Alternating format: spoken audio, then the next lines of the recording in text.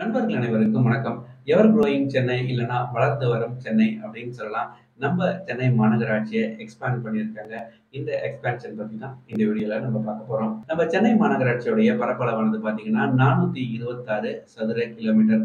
நம்ம சென்னை நகருடைய புறநகர் பகுதிகள்ல இருக்கிற ஒரு சில இடங்கள மாநகராட்சியோட இணைச்சிருக்காங்க. இதன் காரணமாக நம்ம சென்னையுடைய பரப்பளவானது 426 சதுர கிலோமீட்டர்ல இருந்து 442 சதுர கிலோமீட்டரா அதிகரிச்சிருக்கு. இப்போ எந்தெந்த ஏரியாஸ் எல்லாம் உள்ள வந்து இந்த பரப்பளவானது அதிகரிச்சிருக்கு அப்படின்றத நம்ம ஒன்னொன்னா பார்த்துடலாம். 2019ஆம் ஆண்டு ஆவடிய ஒரு மாநகராட்சியா மாத்துனாங்க. இப்படி தரம் உயர்த்தப்பட்ட ஆவடியோட இன்னைக்கு திருநெல்வேலி, திருவேற்காடு மற்றும் பூந்தமல்லி இணைஞ்சிருக்கு. இது மட்டும் இல்லாம நடுக்குத்தகை, மோரை, நெமிலஞ்சேரி போன்ற 17 ஊராட்சிகளும் ஆவடி மாநகராட்சியோடு இணைக்கப்படுது. இப்படி இந்த ஊராட்சிகள்லாம் ஆவடி மாநகராட்சியோட இணைக்கப்படுறதுனால வெறும் 65 சதுர கிலோமீட்டர் கொண்ட ஆவடியானது கிட்டத்தட்ட ஒரு 3 மடங்கு எக்ஸ்பேண்ட் ஆகுது, விரிவடையுது அப்படின்னு சொல்லலாம். 65 சதுர கிலோமீட்டர்ல இருந்து கிட்டத்தட்ட 182 சதுர கிலோமீட்டர் அப்படின்ற அளவுல ஆவடி மாநகராட்சியானது விரிவடையுது. அடுத்த திருவள்ளூர் மாவட்டத்தில் இருக்கிற வேப்பம்பட்டு, பெருமாள்பட்டு, நத்தமேடு போன்ற 4 கிராம ஊராட்சிகள் இணைந்து வேப்பம்பட்டு நகராட்சியா தரம் உயர்த்தப்படுது. இது மட்டும் இல்லாம பேரூராட்சியா இருக்கிற நாரவாரிக்குப்பத்தை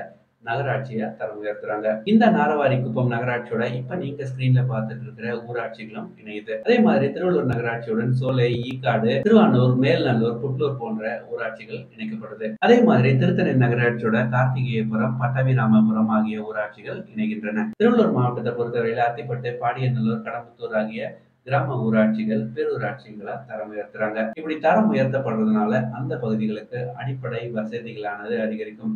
குடிநீர் ஆகட்டும், இல்ல நல்ல சாலைகள் ஆகட்டும், இது போன்ற மக்களுக்கு தேவையான அடிப்படை வசதிகள் ஒரு நகராட்சியில இருந்து மாநகராட்சிக்கு மாறும்போது நிறையவே கிடைக்கும். ஒரு 50 வருடங்களுக்கு முன்னாடி கிண்டி மற்றும் கோயம்பேடு சென்னையுடைய புறநகர் மஃப்சல் பகுதியில இருந்தது. அதுக்கப்புறம் ஆவடி, தாம்பரம் சென்னையுடைய மஃப்சல் பகுதிகளா மாறிச்சு. அதுதான் மஃப்சல் ஏரியாஸ் அப்படின்னு சொன்னாங்க. அதுக்கப்புறம் இப்போ திருவள்ளூர், செங்கல்பட்டை சென்னையுடைய மஃப்சல் பகுதியா சொல்றாங்க.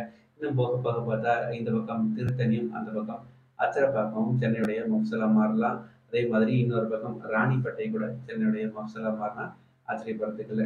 இதே மாதிரி சென்னையிலிருந்து தகவல்களுக்கு மறக்காம நம்ம சேனலை சப்ஸ்கிரைப் பண்ணி வச்சுக்கோங்க. நன்றி, வணக்கம்.